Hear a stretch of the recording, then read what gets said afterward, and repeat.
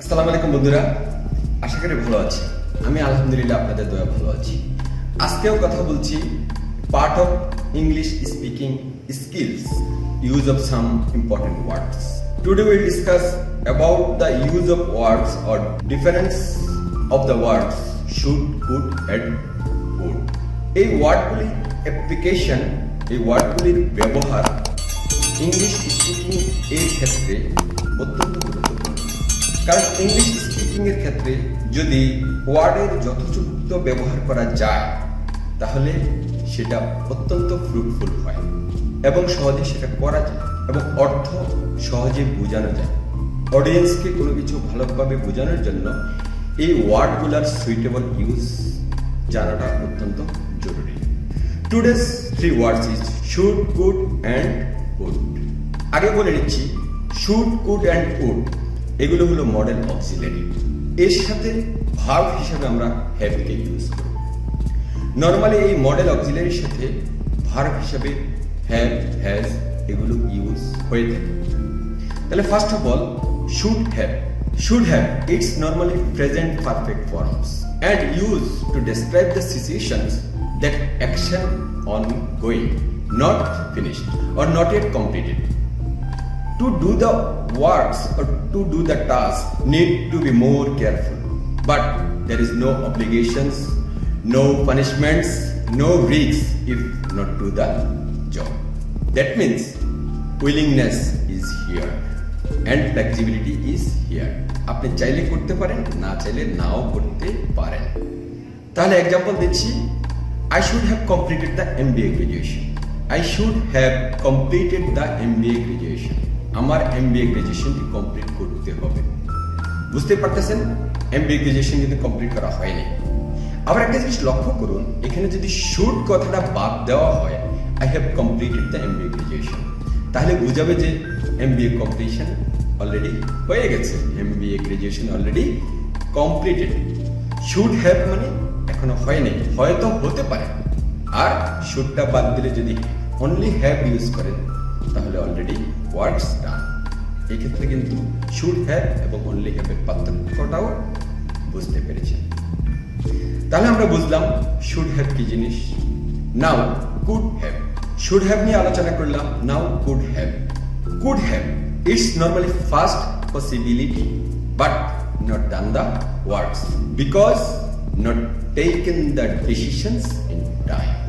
That means willingness and flexibility was there but in time no decision and not done the works. আমাদের মাঝে মধ্যে এমন কিছু ঘটনা ঘটে যেটা আমার করার আসলে সুযোগ ছিল, স্কোপ ছিল, কিন্তু করব কি করব না সেই জিনিস ভাবতে ভাবতে সময় চলে গেছে, আসলে কাজটা করা হয়নি। এখন এসে ভাবছে যে আমি তো আসলে ওই কাজটি করতে পারতাম। ঠিক এই ধরনের সিচুয়েশন বোঝাতে ব্যবহার করব আমরা কুড হ্যাভ। আবার example, I could have completed the MBA graduation. কোনো একজন MBA গ্রাজুয়েশন করেনি, এখন এসে চিন্তা করতেছে যে আই কুড হ্যাভ অর্থাৎ আমি চাইলে পারতাম, অর্থাৎ willingness and flexibility was there but not have taken the decision in time. That's why task not done. এখন আসে চিন্তা করতেছে যে আমি MBA গ্রাজুয়েশনটা কেন করলাম না। It's like ought to। আমরা ইতিপূর্বে হ্যাভ টু এবং suppose two and ought to নিয়ে একটি ভিডিও অলরেডি আপলোড দিয়েছি। সেখানে আমরা হ্যাভ টু, সাপোজ টু এবং ought to পার্থক্যটা বোঝাতে চেষ্টা করেছি। এটা জাস্ট লাইক ought to। আপনি করলে ভালো, না করলে তেমন কোনো অব্লিগেশনস নেই। ঠিক এই ফ্লেক্সিবিলিটির কারণেই MBA গ্রাজুয়েশনটা করা হয়নি। এখন আসে চিন্তা করতেছে যে আমি তো চাইলে পারতাম।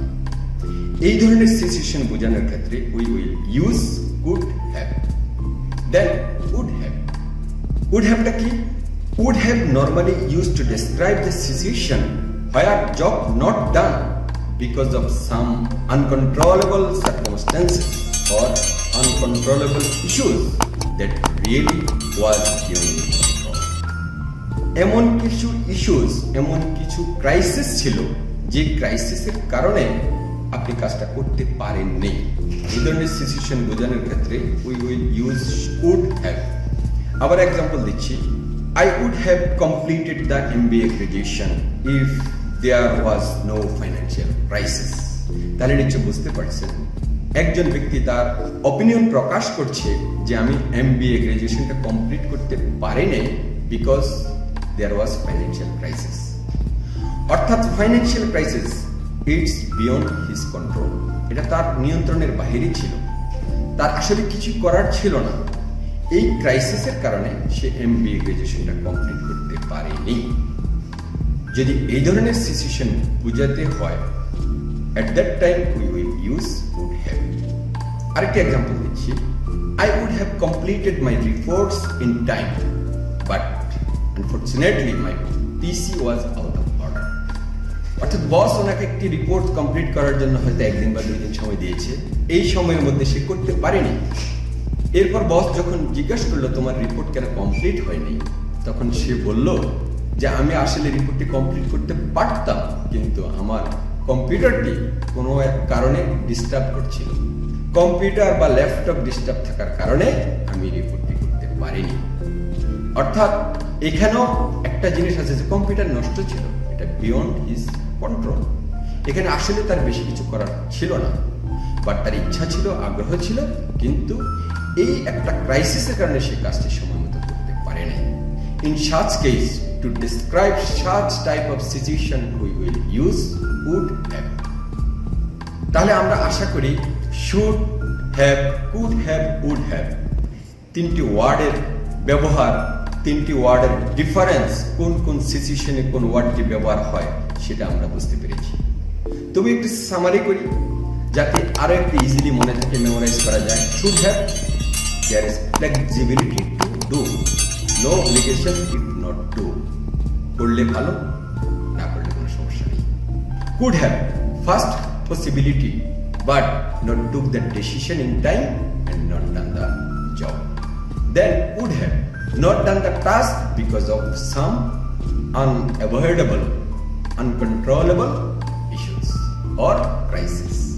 আশা করি এই ওয়ার্ডগুলো আমরা স্পিকিং ইংলিশের ক্ষেত্রে সঠিকভাবে যথোপযুক্তভাবে ব্যবহার করার চেষ্টা করব এবং আমাদের স্পিকিং ইংলিশ আরো বাড়বে, আমরা আরো স্মুথলি, সুইটেবলি ইংলিশ স্পিকিং করতে পারবো এই আশা রাখছি।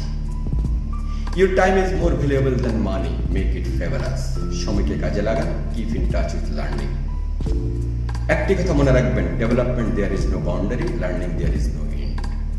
সব সময় নতুন কিছু শিখতে চেষ্টা করুন, always keep in touch with learning. যদি কারো কোনো প্রশ্ন থাকে প্রশ্ন রাখুন আপনার কমেন্টস বক্সে, উত্তর দেওয়ার চেষ্টা করব ইনশাআল্লাহ। সবাই ভালো থাকবেন, সুস্থ থাকবেন, আমার জন্য দোয়া করবেন। I hope all of your best career, healthier, happier and comfortable life. Thanks to all my followers and friends. Allah Hafiz.